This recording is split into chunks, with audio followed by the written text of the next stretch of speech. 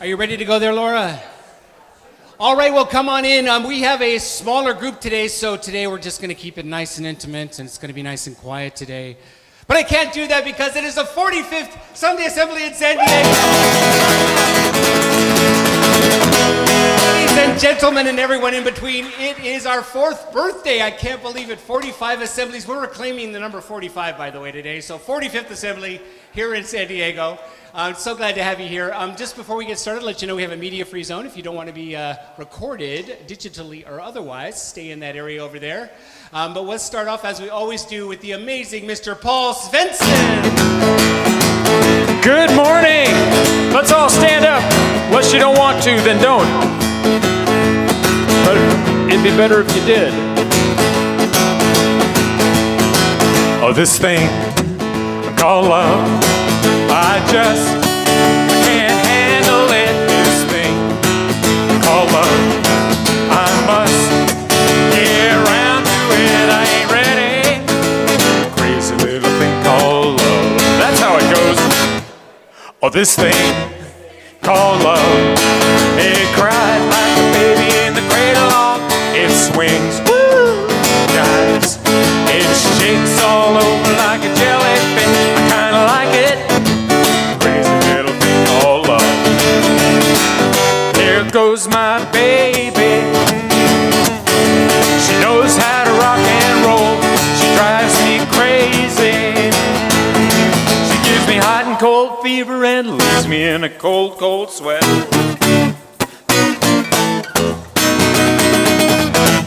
Gotta be cool, relax, come on. Get on my track, that back seat, hitchhike. Take a long, long ride on my motorbike until I'm ready. Crazy little thing called love.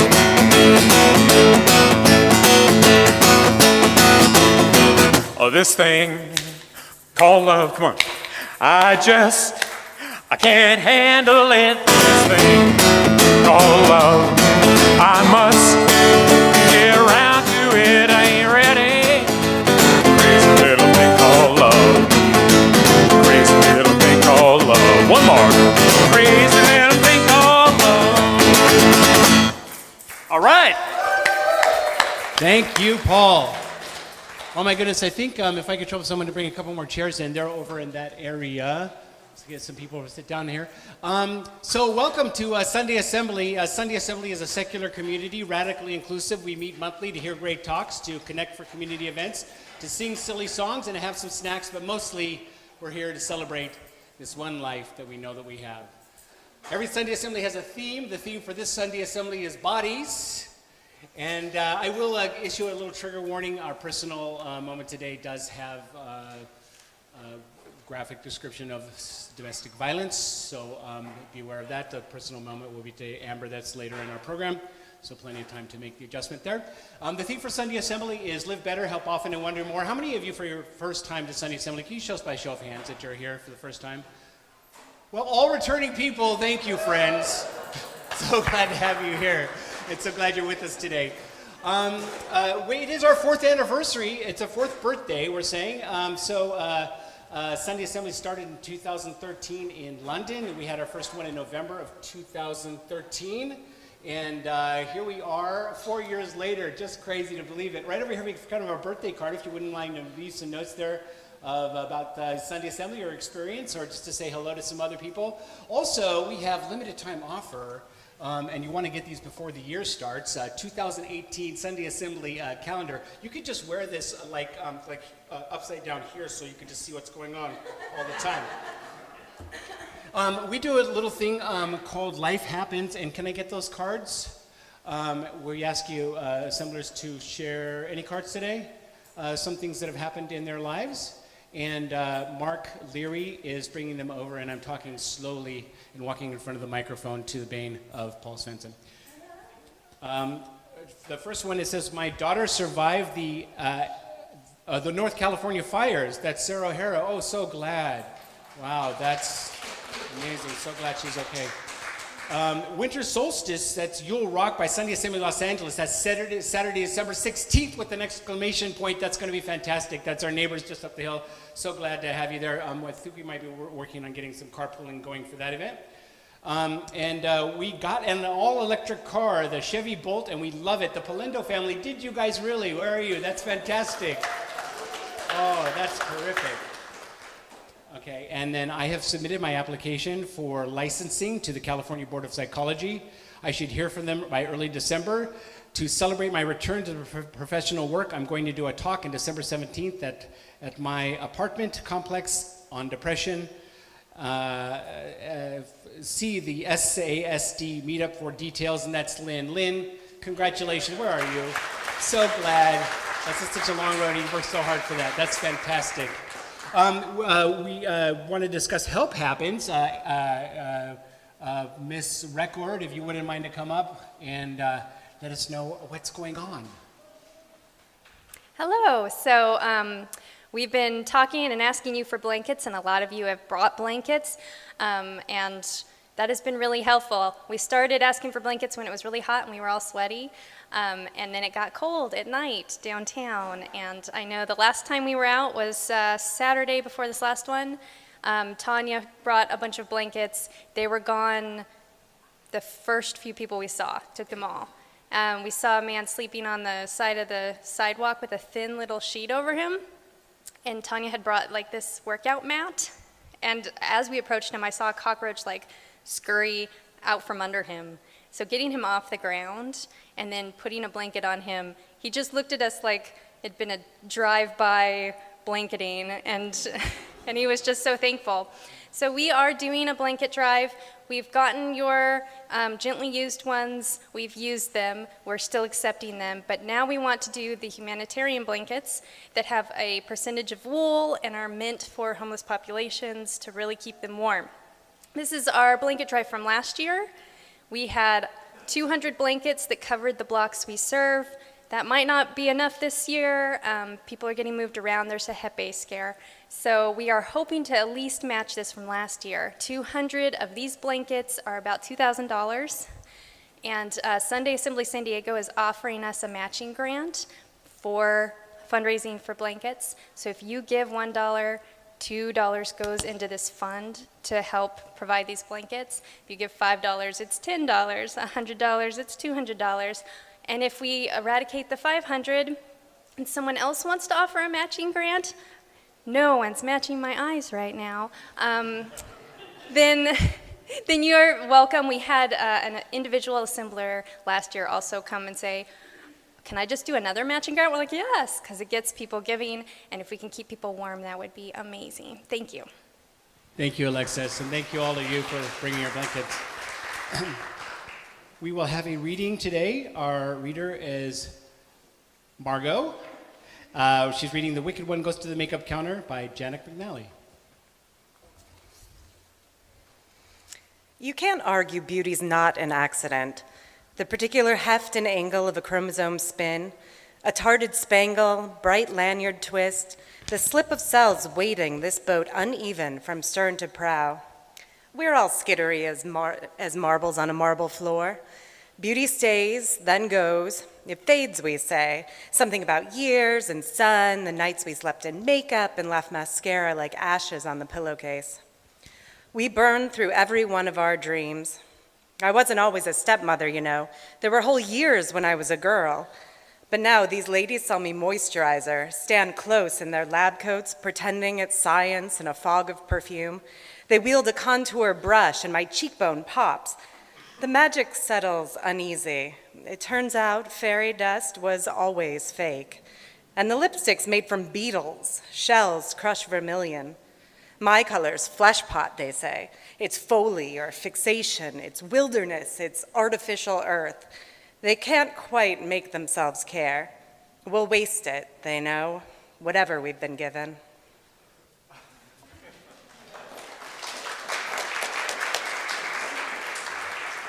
Thank you, Margot. Our speaker today is Kimberly Dark. She's a writer and storyteller and speaker who helps audiences discover that we are creating the world even as it creates us.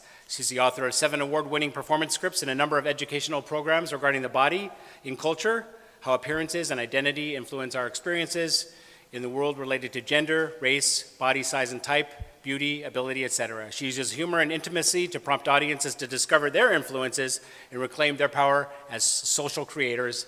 Please welcome Kimberly Dark. Thank you.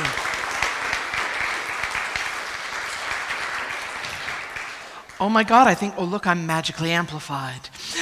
Hey, I'm so happy to be here with you today. And you know, I do performances and talks at colleges and universities and festivals and theaters and different places, and even Sunday Assembly, right? So I'm gonna share with you just 2 stories today that come from a show called Things I Learned from Fat People on the Plane. That show is not playing right now in San Diego. It could again, but I don't have it scheduled at the moment. So the only thing you need to know to jump into these 2 stories is that I use the word fat as a neutral descriptive term. You know why I do that? It's because the word fat is a neutral, descriptive term, like tall or blonde or deaf, right? But we live in a culture that has turned that very word into an insult. Like, think about that. That's deep, right? So it may take a moment for you to recalibrate your head around hearing it as a neutral, descriptive term, but you can totally do it. Humans are malleable this way.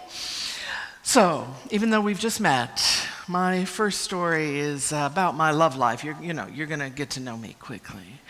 This is called Coming Out Fat. Okay, the 2 of them stood in the lobby waiting to say hello to me after my storytelling performance was over. They were quite a buddy duo. One fast-talking, big smiling, full of compliments. The other, quiet, arms folded gently across her chest, an appreciative smile on her lips. The bolder of the 2 started talking first. Oh my God, that was a great show, and oh my God, you are totally sexy. I could have looked at you for hours. In fact, I would like to look at you for another couple of hours, so you're totally going out for drinks with us, right? Right?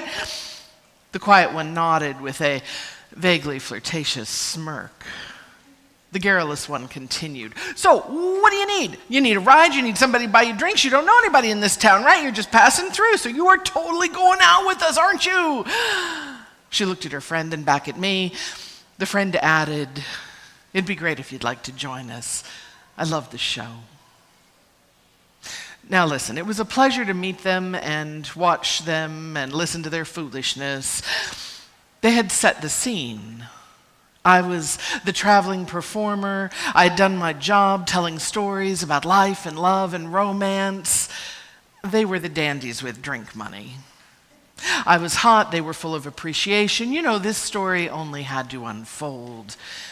I met the quiet one for lunch a few days later. And it's true, we did become lovers. See, this is how it starts. Something pleasurable is set into motion. I do like to be admired, to be seen as beautiful, smart, and funny. I mean, who doesn't? And I've been the first for quite a few lovers. See, I'm fat, they're thin, this is new to them. Mostly people don't talk about this. It's a taboo topic. I mean, fat is the antithesis of hot, of smart. Okay, fat can be funny, but that's not sexy. We don't go there. Besides, one tries to be gentle with a new lover's feelings. So I always wonder, when is it appropriate for me to come out as fat? I mean, look, there are so many small considerations in a new dalliance. I mean, when do you share intimate things about yourself that might cause your new lover to see you differently? You know, once you get past the one-night stand, you have to find the right moment to let somebody know that your dad left when you were 5, or your uncle molested you, or you drink wine pretty much every night, or you once became violent with an ex and you were never, I mean really never going to do that again. When do you come out about picking your nose, or wearing a wig because you're partially bald, or having the ugliest feet most people have ever seen? I mean, seriously. There are things about you that might make a person question how lovable you are. Is that going too far? No one likes to be written off by somebody they really care about. And let's face it, we want our friends and lovers to hold up their end of the bargain and be the kind of people we are happy to introduce to others. So, when do I come out about being fat? See, what may seem obvious to anyone looking at me must be made to disappear as if through magic if I am also thought to be sexy, hot, and desirable. And so if fat is to be discussed at all, it must be made visible again. But who makes it visible? And when? Now look, it is not like we are creating a fiction. I am beautiful, and it is in my best interest to be seen that way. Loads of people are beautiful, or they can put on the pretty, wear and do and behave in ways that invoke beauty. People rarely pause to think about beauty privilege in Western culture. I often say it all at once. Tall, pretty people privilege. When you take stock, it is amazingly real. Come on, women should be about 5'6". Men should be about 6'1". We should all be slender with fairly symmetrical facial features, pale skin, and flowing hair. We don't like to admit that because it's pretty racist too. But come on. We think that people should be valued for their talent and verve, their beautiful hearts. We also know that's bullshit. In small interactions and most extended ones, too. But of course it happens that slender people who have never considered fat people attractive sometimes find me attractive. I have other charms too, let me not recount them here. Suffice to say that often enough, people think I'm hot and I think they're hot, and we start carrying on a hot little number. I'm sure it's happened that way for you as well. And sometimes I am the first fat lover in the life of a slender person who had never considered that fat people could even be attractive. And so that person is going through some things inside.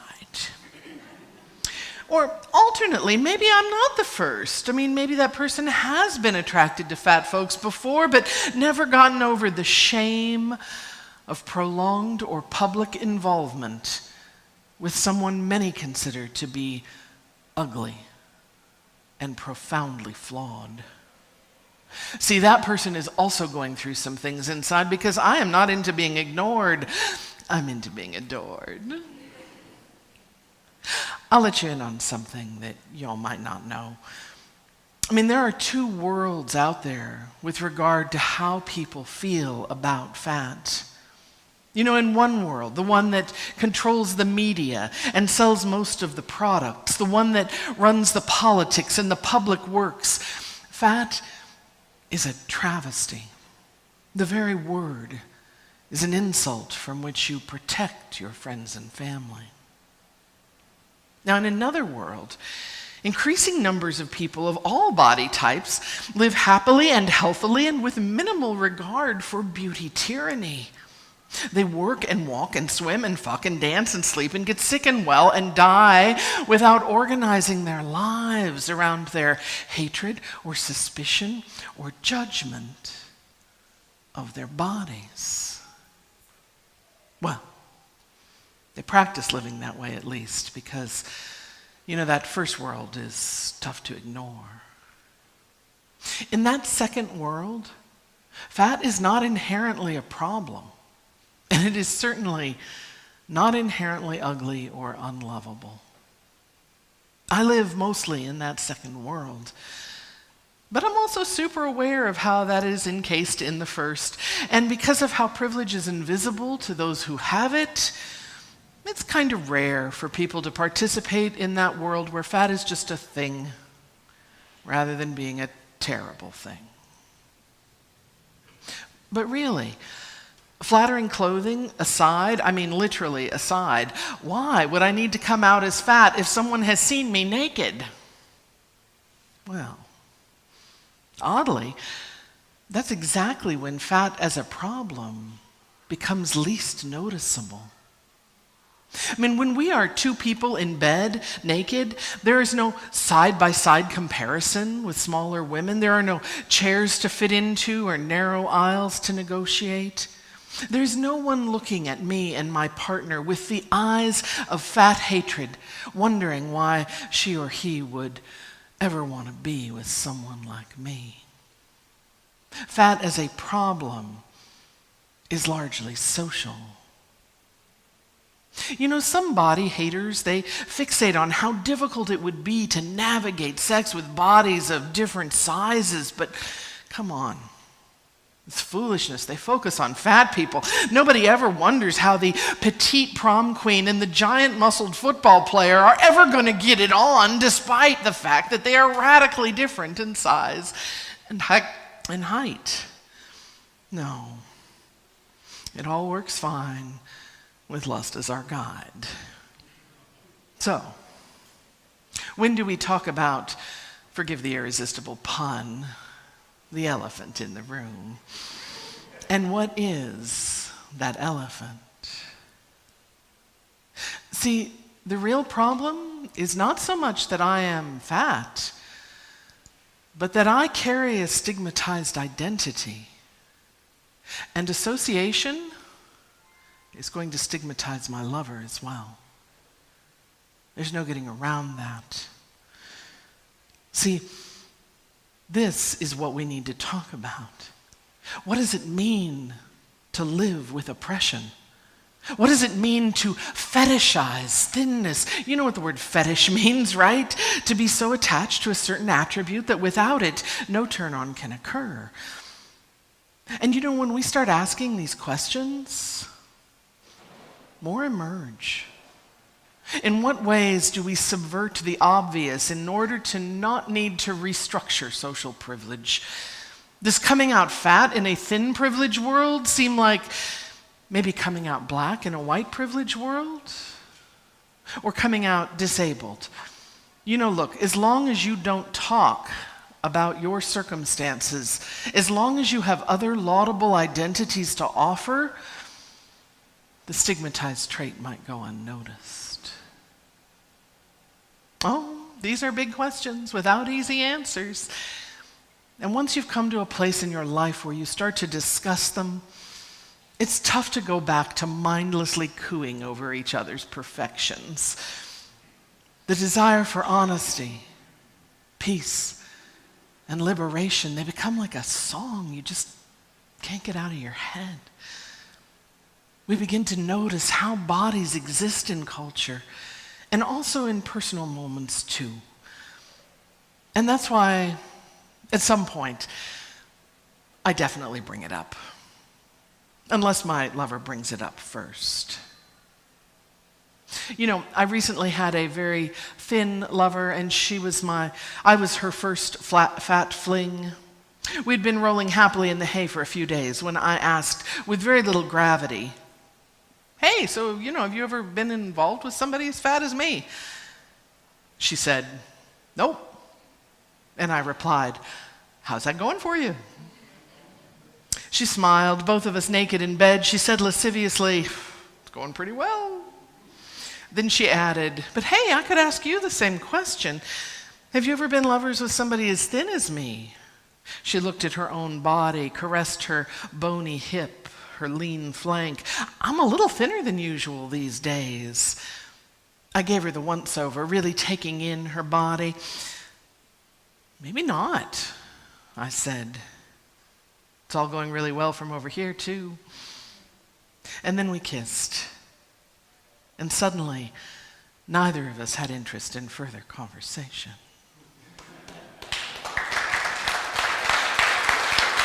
Thank you. So yeah, too fat, too thin, right? There's a lot of ways to be dissatisfied with one's body. I hope it is clear, though, that that whole thing about feeling fat, that sucks for anybody who feels that way, right? It sucks on the inside. But there is a difference between feeling fat and actually being fat, like actually having the body that people disdain, right? That sucks in terms of life opportunities. It sucks in terms of real treatment and interaction. All right, I've got one more story for you that comes from the same show. This one actually takes place on the airplane. That's kind of the through line with the show itself, but you're only getting, 2 stories today, so I figured I'd throw one in about the plane too. Tight spaces. I had a moment of judgment toward my seatmate as I walked up the airplane aisle and saw him. I wasn't pleased to be having that feeling, really, and there it was, immediate and unbidden. I was concerned I would be uncomfortable sitting next to such a big guy on the plane. Well, it was a short flight, Hilo to Maui. No need to get fussy, better to get friendly. He already had the seat divider lifted when I walked up the aisle and pointed to the seat by the window.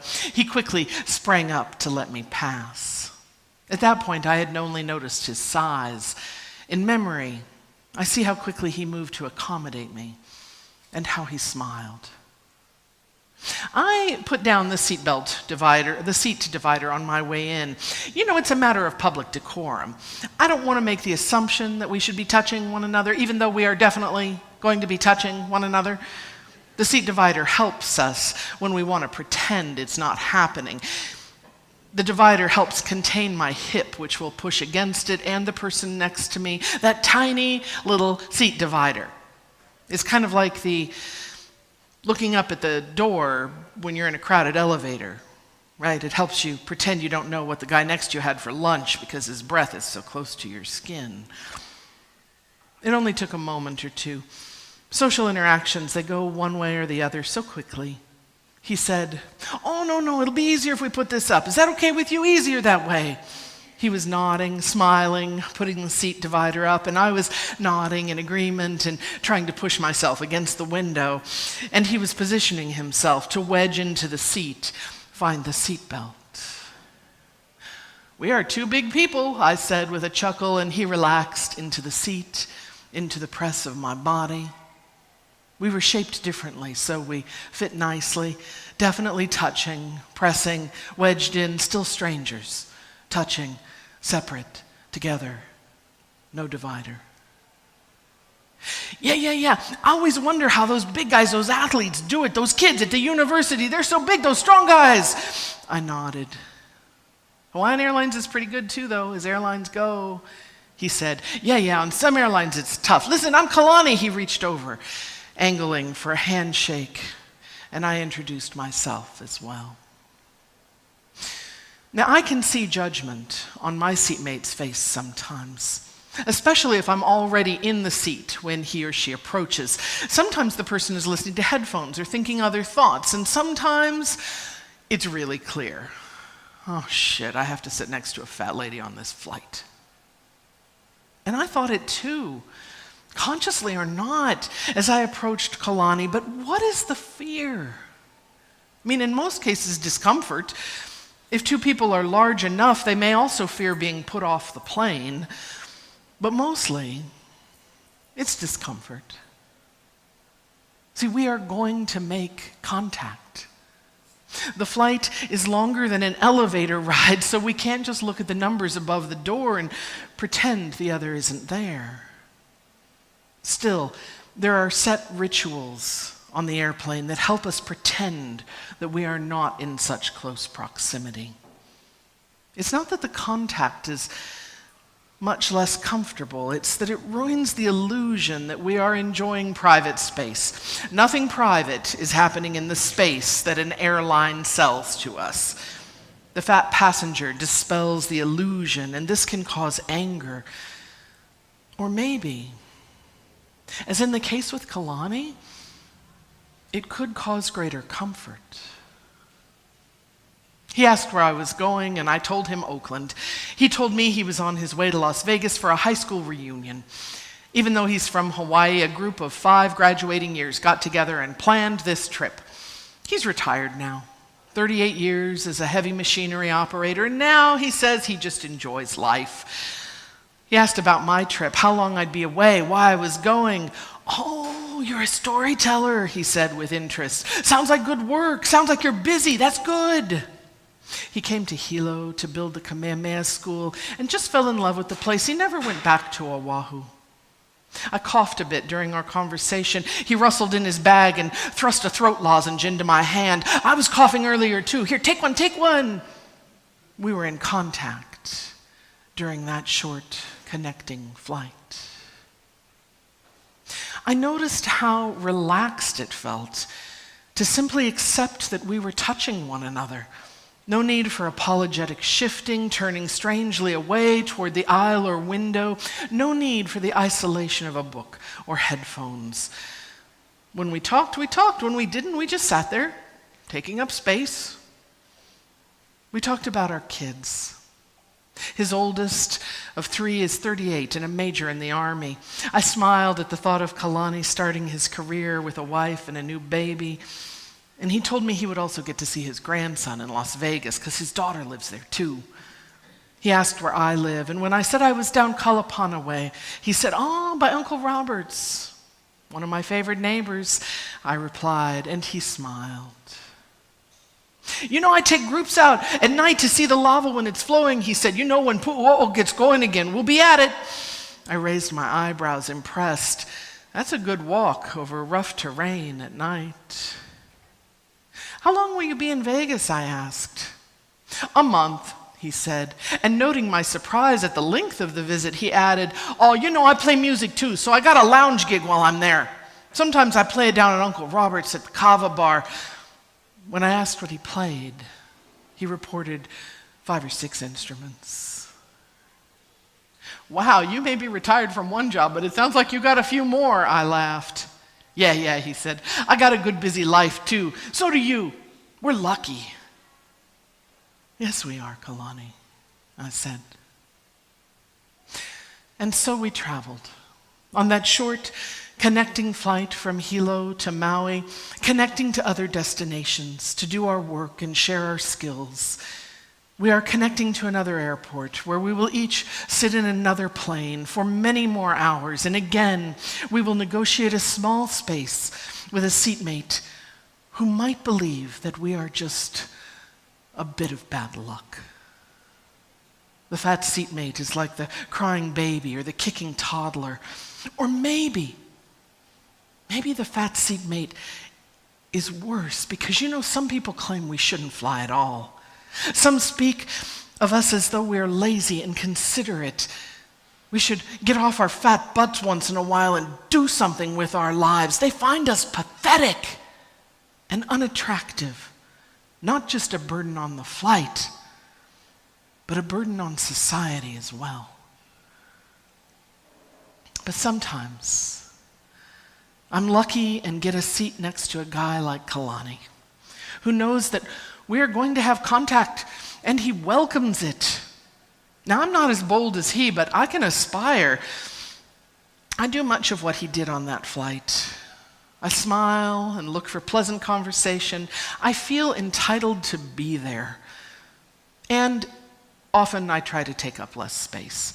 I mean, this may also be a gender difference between Kalani and I. He didn't make himself small in anticipation of my disapproval. He accepted that we would be touching, that we would be sharing this experience, and his acceptance made me more comfortable as well. Sure, I'm a body rights activist from way back, and so I was poised to appreciate his approach. But it's possible that someone else would have simply forgotten he was a big guy.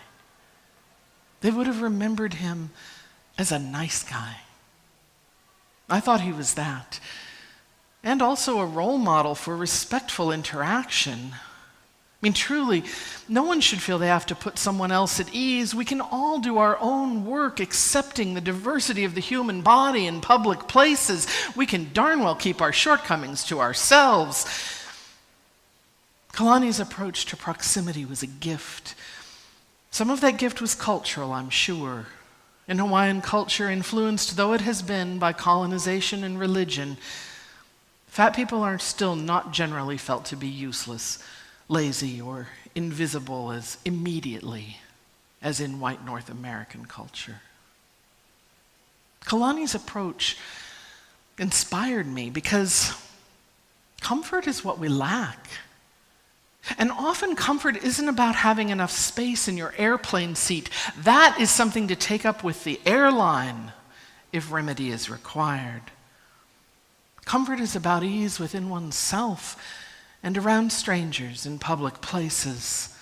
That includes all the ways bodies show up with regard to size, age, race, gender, ability, and more. If we look closely, our discomfort on airplanes reveals something to us. We are often uncomfortable around others and with ourselves.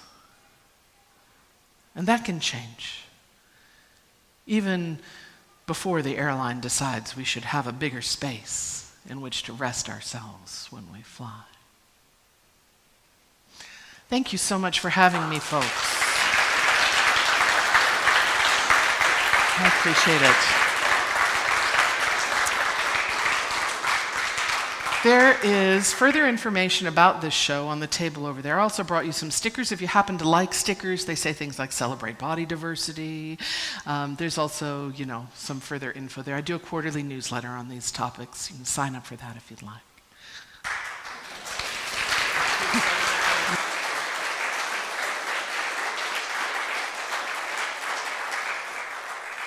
Kimberly, thank you very much. That was marvelous. Kimberly will stay after if you'd care to speak with her and talk to her about what she's doing there. Our next song will be performed by Paul Svensson. Paul has been our music leader, tech person for all the assemblies since 2013. He's missed one assembly, I think. Just the one. He had a good streak going. He's actually got the longest contiguous streak there of attending Sunday assemblies. And Paul, I hate to embarrass you, Paul, but Paul's the glue that holds this thing together. And we just appreciate you so much, Paul. Thank you so much for being here.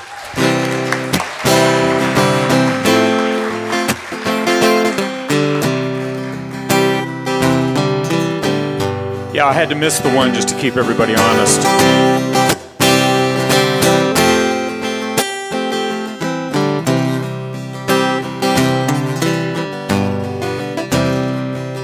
Sometimes in our lives we all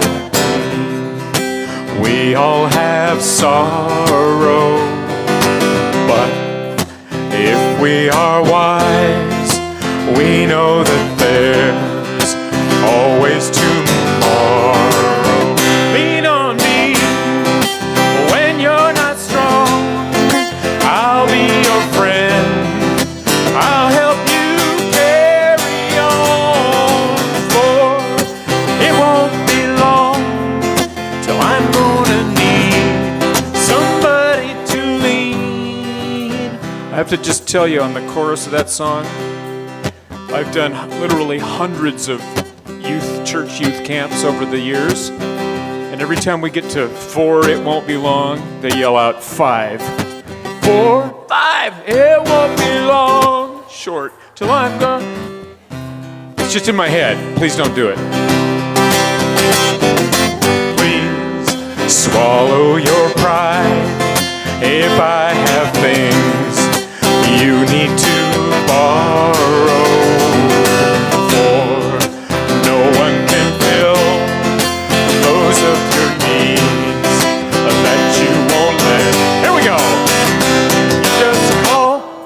Brother, when you need a hand, we all need somebody to lean on. I just might have a problem that you understand. We all need somebody to lean on. Lean on me when you're not strong, and I'll be your friend. I'll help you carry on. It won't be long till I'm gonna need somebody to lean on. Do we have another slide, or is that it? Really? There used to be another verse. I don't know where it went. If there is a load, that one, that you bear, that you can't carry, I'm right up the road, I'll share your load, if you just call me. I said call me, come on now, call me, oh call me, when you need a friend, call me, oh call me, lean on me, when you're not strong, I'll be your friend, I'll help you carry on, for it won't be long till I'm gonna need somebody to lean on.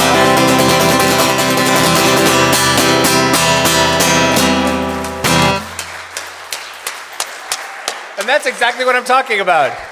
Wow, thank you, Paul. Making it possible for people who are tone deaf like me to sing out loud and proud. We have a personal moment in every Sunday assembly. If any of you have stories about your life, and I know that's each and every one of you, we'd love to hear it sometime. So please let us know. We'd love to have you share your story. If it's something you feel you can't get through or that it's a little too difficult, you can write it and someone else will read it. We've done that before. And it could be funny, humorous, anything, but we love to hear from each and every one of you and sharing our lives. I think that's a really great thing that we can do for each other. Today, we are joined by Amber Marie Jones.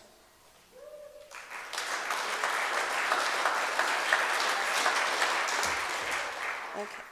Well, hi, I'm Amber. Stephen said earlier, in case you missed it, there's a trigger warning with this personal moment, so if any of you need to excuse yourselves, please, at any point, don't feel uncomfortable. It's not going to bother me.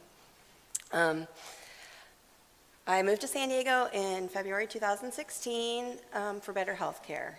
I have a lot of health issues. I have chronic complex post-traumatic stress disorder, as well as genetic abnormalities that have made health kind of difficult for me. So I waited for 1.5 years to get in with doctors at UCSD, and that's very important for this moment to set up.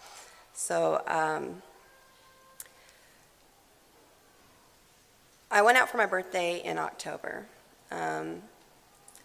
I was out all day with my husband. I had to have Botox injections for chronic migraines on my birthday, so that wasn't quite a celebration earlier in the day.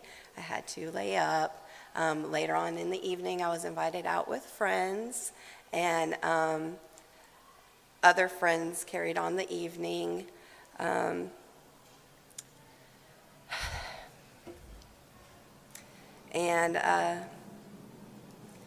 this particular group of friends I've known for over 1 year, and they invited me out. I had been out all day. I was wearing the same thing. It's very important that everybody knows I was not acting any way differently than I had been acting all day for my birthday. I had not changed my attire to go out with this group of friends. It's in fact what I was wearing when I went for my procedure earlier in the day. My friends got off at 10 p.m. I went over to their house. One of my friends got me aside. He happens to be male. I am married. Our relationship was purely platonic. He pushed me against the wall, stuck his hand down my dress top into under my undergarments and up my dress. And I pushed him away and said, "What are you doing? I am married." And immediately he said, "Why are you wearing that? Where is your husband? What are you doing here? It's time for you to go." So I went home immediately, thinking, and I told him off immediately, you're not my friend, I thought you were my friend, this is not okay, I wasn't wearing this for you, how dare you try and turn it on me. But immediately I am thinking, maybe this is too late, maybe I am in the wrong place, maybe I'm right, or maybe he is right, but immediately also angry. So I go home, and I'm frustrated and battling. Should I even tell anybody? What should you, they're going to immediately state his argument back at me. They're going to support what he just said to me when I defended myself against his touch and his advances. If I try to verbalize that to anyone, all of these scenarios that I'm playing out in my head, they're going to twist that back at me in some way. So should I even open my mouth? So that was where I was that evening. The next day, I'm sitting there before I go to therapy with a new therapist who happens to be male that I am seeing for my complex post-traumatic stress disorder, and I had only seen him for 3 or 4 sessions before this. So we're just filling each other out. I tell him, I'm sitting there trying to fill this, and my husband comes in, and I'm just trying to see if I should even tell my therapist. And I know I should tell my husband, but I'm worried also about just the argument. And so he says, are you okay? He sees that there's something wrong with me, and I tell him, no, I am not okay. A man grabbed me against my will last night. I stood up for myself. I left immediately, but he said, it was my fault because I was there and you weren't there. My husband knew that I had gone out. He knew that I had gone out with friends. He knew what I was wearing when I left the house. But immediately, his argument, the argument that man, the man who assaulted me, he supported that argument himself, saying, but I didn't know that was going to be the situation. Well, I didn't know that was going to be the situation either. And I know that was just my husband grasping, feeling vulnerable in that moment as well. He is very supportive. But in that moment, I felt so blamed and so shamed. And like now my husband, kind of is battling with this as well. Should I even talk to my new therapist who's a male about it? And I go straight to my therapy office and talk to my therapist about it and tell him, now I'm upset that my husband I don't feel was immediately as supportive because I really just wanted validation. And, I wanted my husband to say, that's not right. You are. And it doesn't matter whether I'm married or not. I realize that inherently really doesn't matter, but I am newlywed actually. And this hasn't happened to me, since I was young until, recently. And I really thought, I guess, magically that being married was going to be some other sort of barrier to men. If nothing else would, at least, maybe this perceived ownership of me by somebody else would deter them. That's his property, not mine, kind of thing. But that didn't even, so that was part of my processes. And I was telling my therapist, I don't understand. I'm married, and these people know I'm married, and I'm happily married, and I'm newlywed, and this happened at this friend's house last night, and on my birthday when I'm celebrating, and my therapist said, well, no, it's nobody's right to harm you or hurt you. I want you to understand that. But any self-defense teacher would teach you not to put yourself in harm's way. And I will tell you not to put yourself in harm's way. And I was thinking, my goodness, man, I've been seeing you for a while, and you know some of my background, and you actually see patients for post-traumatic stress disorder now in acute crisis, and you're going to blame me by telling me that it's my fault. I could have prevented it if I had been more vigilant. I am exhausted from how vigilant I am all of the time. I was out with my friends on my birthday and I thought I was safe. So I am battling that leaving my therapist's office and walk into my medical transportation, who is provided by my insurance. It's a transportation service like Uber, but through my insurance, and I have the same drivers for the last year or so. They pick me up and they take me to my appointments, then they pick me up and take me home. Often it's over an hour I spend with these people, the same people. They know I'm married. We talk about our children. We talk about, I'm a chatty person. We talk about things, and it's never been more than platonic. I leave the therapy session processing out loud, I'm married, I don't believe this. And by the way, can you take me to the pharmacy instead of home? To the driver, and he says, sure, but some people are just not satisfied in their marriage. Now, in this experience, this driver happens to be Muslim. In this experience, this driver happens to have 2 children and be married. I know all of this because he knows the same kind of intimate details about me. We have been riding together for over a year. While I am processing this trauma, and shouldn't be maybe out loud a little bit, but I feel safe with this person. I feel at least he might be enraged for me on my behalf, at least on the violation of my marital vows, by this other person. No, he doesn't tell dispatch that I am not going home, that I'm going to the pharmacy instead. He doesn't report that into them. He doesn't park and let me out of the car when I get to the pharmacy. He drives around the parking lot and locks the door and talks to me about how his marriage is unsatisfying and how my marriage must be unsatisfying as well. And put his hands on me and thrust my hand down his pants.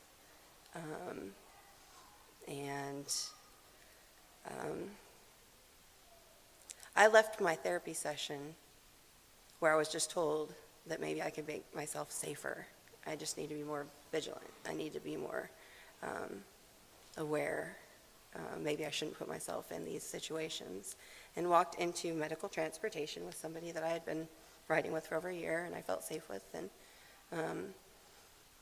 And it was not safe. There was nothing I could do to prevent it. But the culture is so pervasive, and it's everywhere. It's so pervasive that and people say, why don't you come forward? Why can't you talk about it? Why don't you report it? While I was at my therapist's office the next week, he said, why didn't you report it? And I said, I've thought about it. Let's report it. Let's try. You call the police right now. He said, let me call. And I said, yeah, you do that. We'll just continue the session. You go ahead and call. I'll talk to the police, sure. I'll talk to the police. The whole session, he was on hold. Not once did we even get a way to talk to anybody. And that's just, he was shocked. But his whole process with me as his patient was to print out the RAIN network, Rape and Incest National Network phone number, and say, call them if you need to talk about this further. So that's my therapist. I wanted to share this moment with you because this is it's just so pervasive in the culture. It's in the news right now.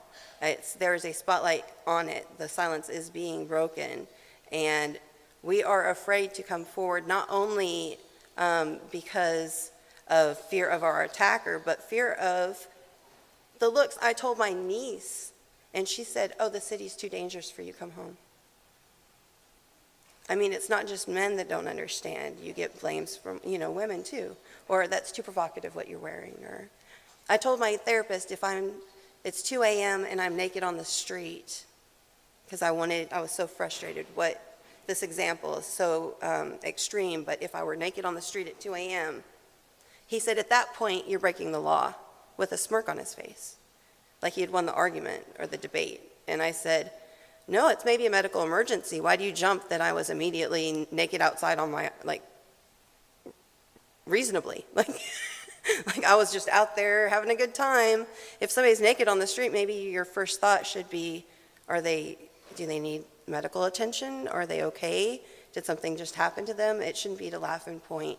If you see a woman being groped in the bar against her will and she's smiling tersely through it because she has to, you shouldn't be laughing with your buddies and saying, look at what's happening to her. You should go up and stand up for her and say she doesn't want you touching her, because when you have privilege, as men do, your voice is louder. So, thank you.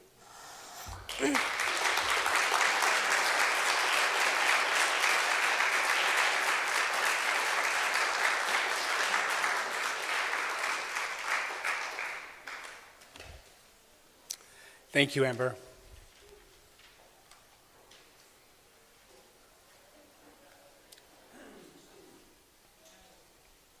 Sal?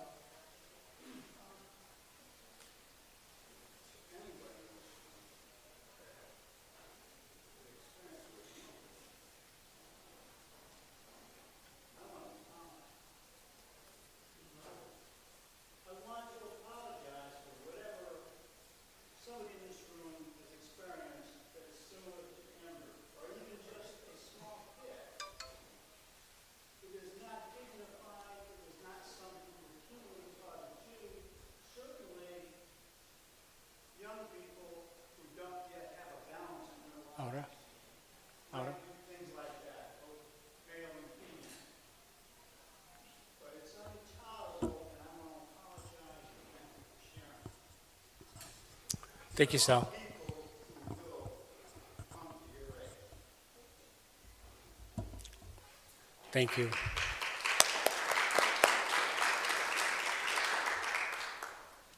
And boy, do I feel silly, because I'm going to share vacation photos from my MC address. My wife and I recently took a trip to Washington, D.C. in Virginia. That's where her father lives, and my sister live in Virginia. And I'd like to share some slides with you. So maybe some of the younger people don't know what slides are, but they're translucent photographs in the slide projector here. And I'm kind of, let's show you right here just to make it official. I'm old school.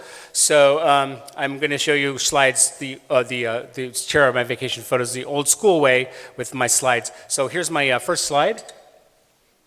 As you can see, that's Stephen Soden's vacation photos, Stephen and Laura's. I made that slide myself. I hope you like it. Thank you. I worked on the graphics. I'm not really technically savvy, but I think it looks pretty good. This is Laura and I on the porch of our house. You can see Laura's holding up the tag. She's very happy with this. I don't think you can quite see it on there. That's C-3PO and R2-D2. It says, "These are not the bags you're looking for." The photo was taken by Jasmine, our Uber driver, and then we headed over to the airport. I took this photo. You can see Laura's looking for her in her purse frantically, because my wife is super responsible. But on this occasion, she did not bring her phone with her on this 10-day vacation we were going to do. And since she never does anything like that, I definitely wanted to get a photo, so I took that photo there. And then that's Amber turning around. She's looking solemn, like something's wrong, because now we're turning around going back home.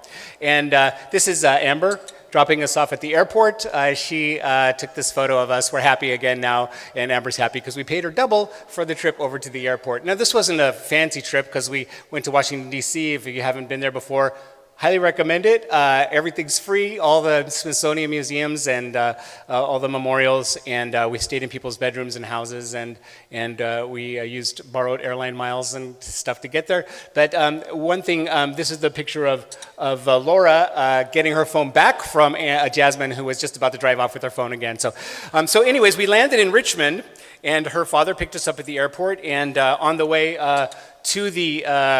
we saw, you can see the trees here. Isn't that beautiful? I mean, it's autumn in Richmond, Virginia. And I talked about autumn last time and how much I love it, but I mean, look at the color in those trees. Is that amazing? I mean, it was fall in the East Coast, just fantastic. So one thing I wanted to see when I was in Richmond, now Richmond, you may or may not know, was the capital of the Confederacy.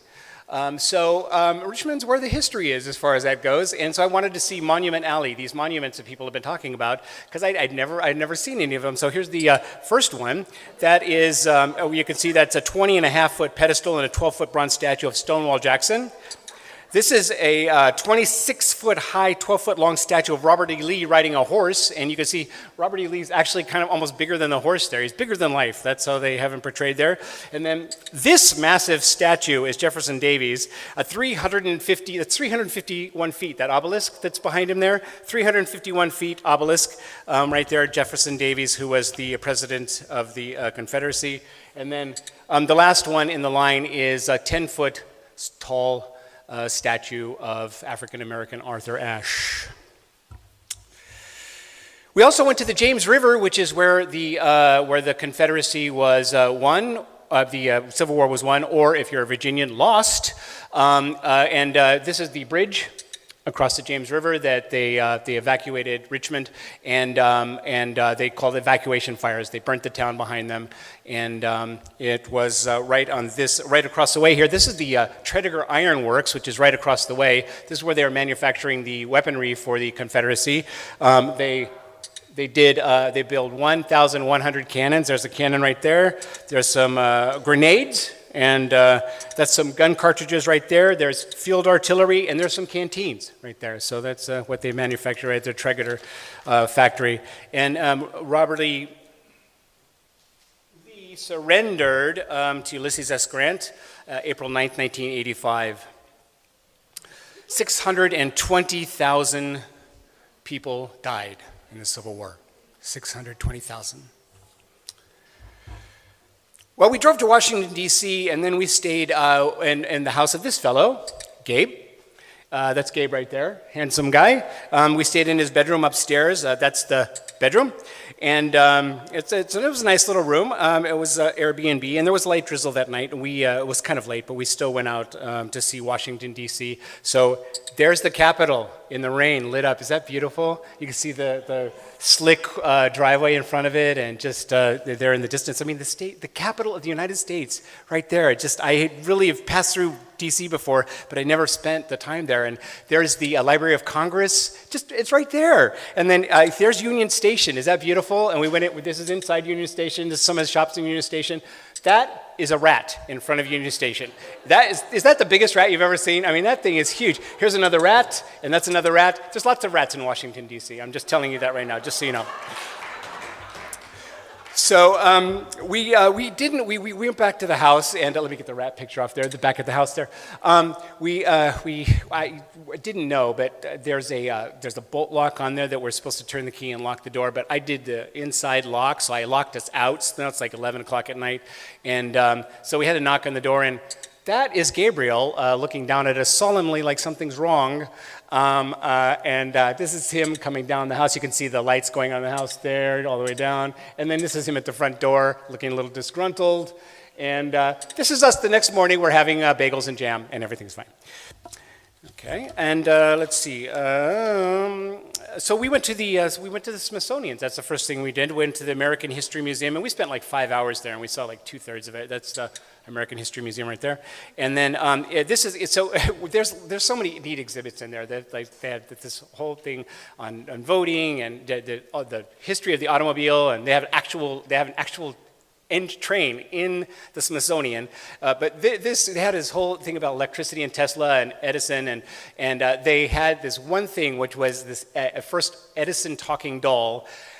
I'm going to show you this, but it's like the scariest thing you've ever seen, this thing. And so I'm going to show you the picture, but you should Google this sometime because you want to hear how this doll sounds. They put a little wax recorder in it.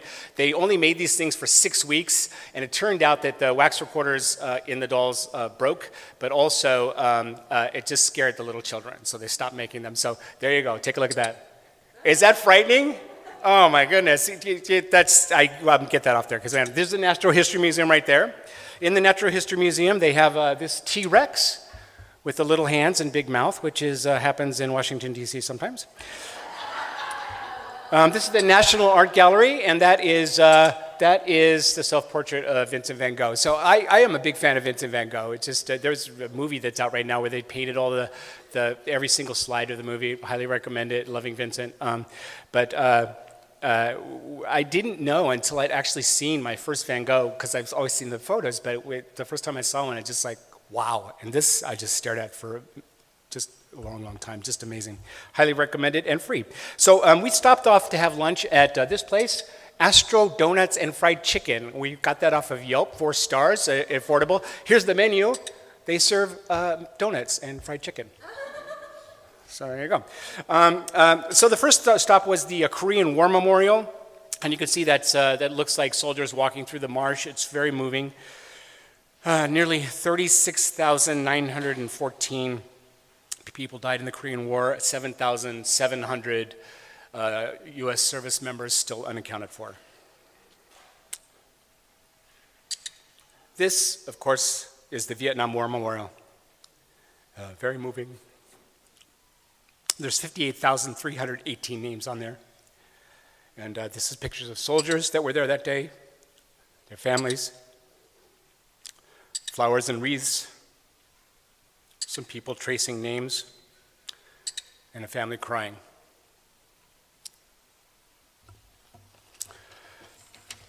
$1,353,000 people died in the Vietnam War. This is the World War II memorial. You can see it's a huge memorial. This is the Atlantic side, that's the Pacific side, and this is the plaque showing that 61 million people died in World War II. 61 million. 3% of the world's population in 1945. And some pictures from World War II we took from the museums. These are not in order. These are not at the memorial, but rather in the museums. But I put these in here, and these are a little hard to look at. So this is a Liberation Day in Dachau, the beach in Normandy,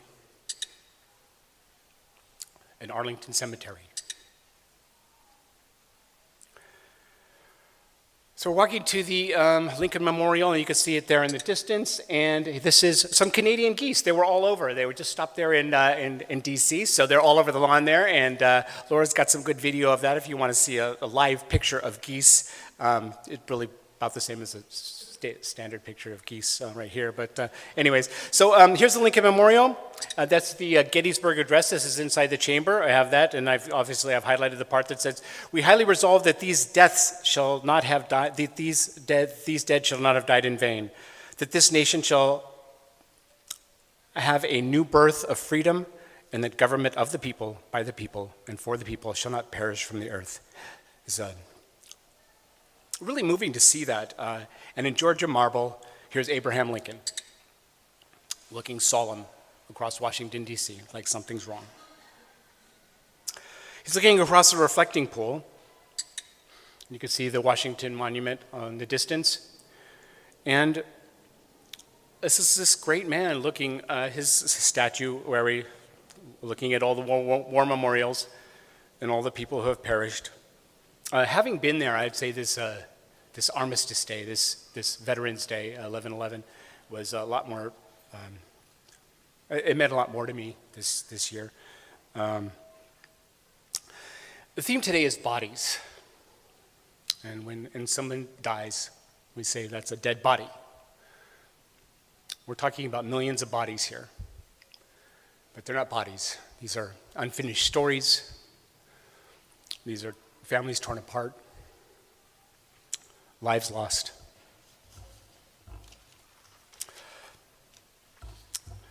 But looking across this reflecting pond, this reflecting pool, there are so many major events that have happened here. This is a photo. I took this from the internet, but that's 1976, the centennial, the bicentennial for this young country. That has found its way with their goals and ideals and still extant. There is the last year, the Women's March. Was that this year? This year, sorry. So you could see it's almost 1.1 people there. Abraham Lincoln's memorial, and this is the Million Man March. Is that amazing? And even more so, maybe there is progress. The inauguration for the first African-American president in the history of the United States. I hope we're making progress. Sometimes it seems like we aren't. And when I hear stories like yours, Amber, I wonder about all of us. I know there are good people, and I am very, very hopeful that we will get better and be better.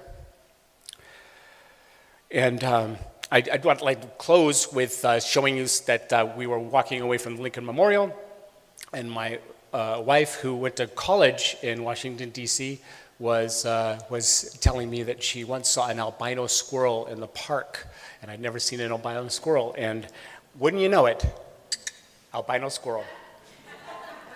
Thank you very much.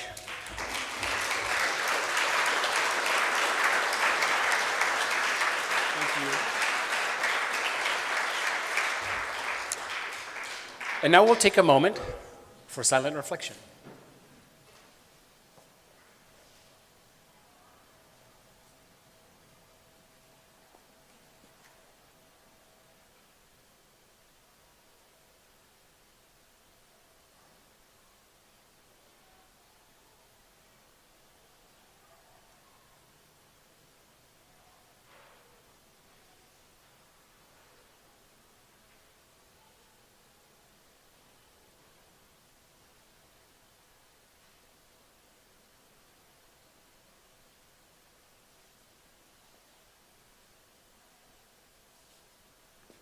You know what would be really great right now, Paul? If we could have a little sing-along. What do you think? Could you come up and do one more song for us? I can do a song. What do you want? Oh, that's right. But we're going to do the announcements first, Paul, so just stay right there. Don't get too crazy, because we're going to do things in order. I don't know why you were doing that. Settle down. So some announcements, just a little housekeeping here. Lynn? Hi, I'm Lynn, and I facilitate a book group that meets the second Sunday of every month. And in December, we wanted to do something light, and so we're inviting people to come and bring with them a favorite book, either from their own childhood or a favorite book they've shared with their own children or grandchildren. And we're just going to look at books and talk about why we love those books. I was going to announce what's happening in the first 3 months of 2018, but I see that it's already in the program, so I don't need to do that. Thank you, Lynn. That sounds like a really fun time. We're voting for 2018 board members. So we're having a membership meeting that's December 14th. That'll be held at the Favela, so make sure you can be there. We'll post that on the meetup page. We don't know where that is yet. So the people who can vote are the recurring donors. So what we do here isn't free, and there's a cost to doing this. We'll talk about solstice in a little bit. There's a cost to doing that, and many of the things we do and the activities have a little bit of expense in them. So if you would consider being a recurring donor in any amount, we'd really appreciate it. You can do that on our website, and there's a bunch of us here that can help you find a way to help to donate to Sunday Assembly. We appreciate you doing that. But the voting takes place on the 14th, and everybody is welcome. We'd love to have you there, and we will post more information here as soon as we can. And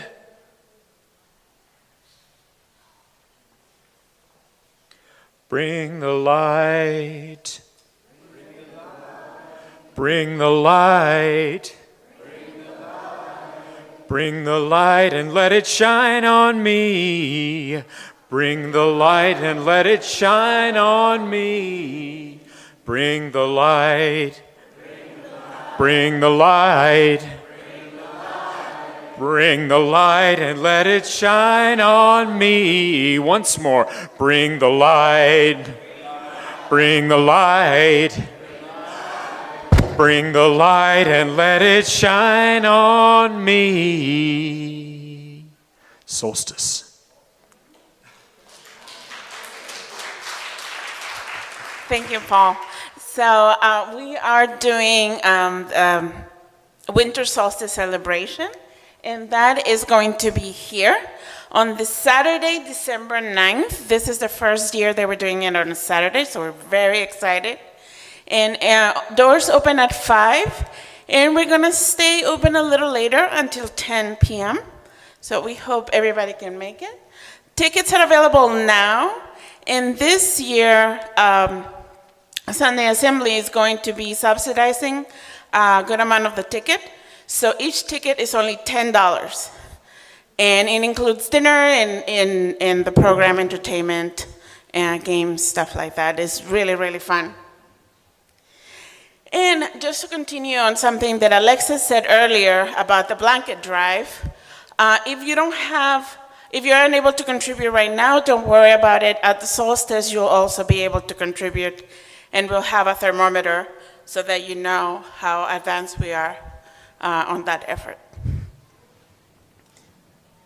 And if you don't have plans for Christmas Day, we're gonna have a little casual hangout in the Point Loma area at a private residence. You can find the details on Meetup, or you can ask me. I'll be happy to share. Thanks.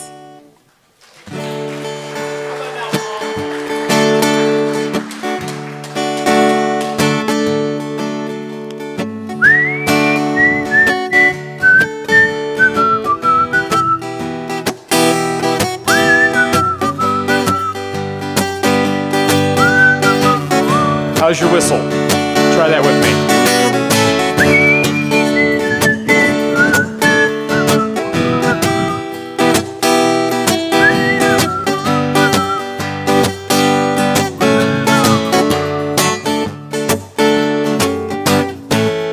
Here's a little song I wrote. I want you to learn it note for note. Don't worry. Be happy. Every life we have some trouble, but when you worry you make it double. Don't worry. Be happy. La la la la la la la. Don't worry. La la la la la la la. Be happy. La la la la la. Sing that again now. Let's all stand up. Let's all stand up. La la la la la la la la la la la. La la la la la la la. La la la la la. Ain't got no place to lay your head. Somebody came and took your bed, but don't worry. I'll be happy.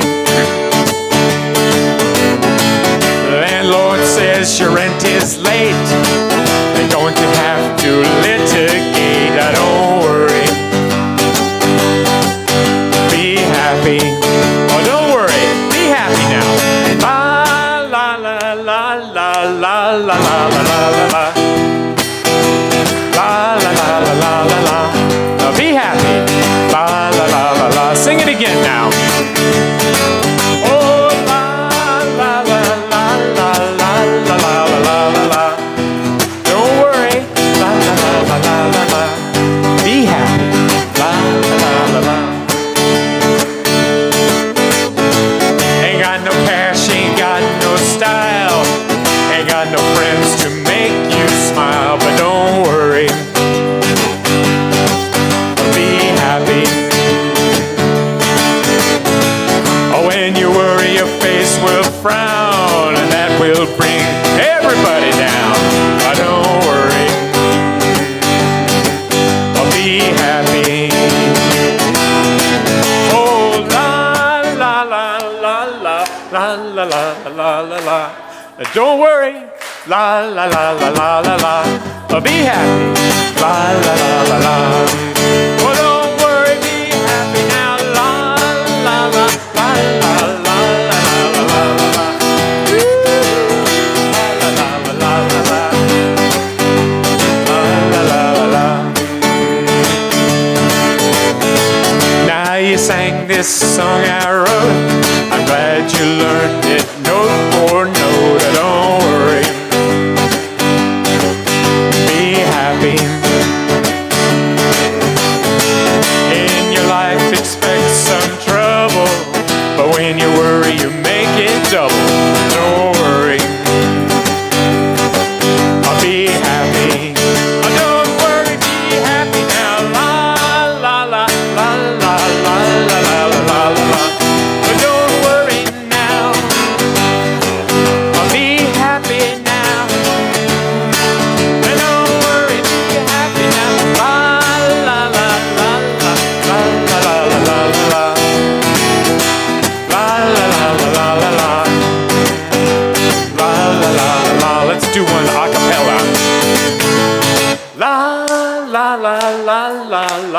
la la la la la la. Don't worry now, la la la la la la. I'll be happy, la la la la la. One more time, we're singing la la la la la la la la. And don't worry, don't worry, don't worry. La la la la la. Thank you, Paul. Fantastic. And thank you all. Our next assembly is in January. We have Gordon Perman coming back from the Aerospace Museum and lots of stuff in between. Please stay for birthday cake and coffee and snacks, pizza cotta later. Thank you all for coming tonight.